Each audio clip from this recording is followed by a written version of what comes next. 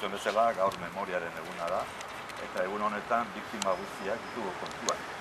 Hori dela eta, irakurriko dizuet testo txiki bat, 2013an pertsona ezagun batek idatzitakoa, liburu bateko zati da, eta irakurriko dizuet, erderaz dago eta erderaz irakurriko.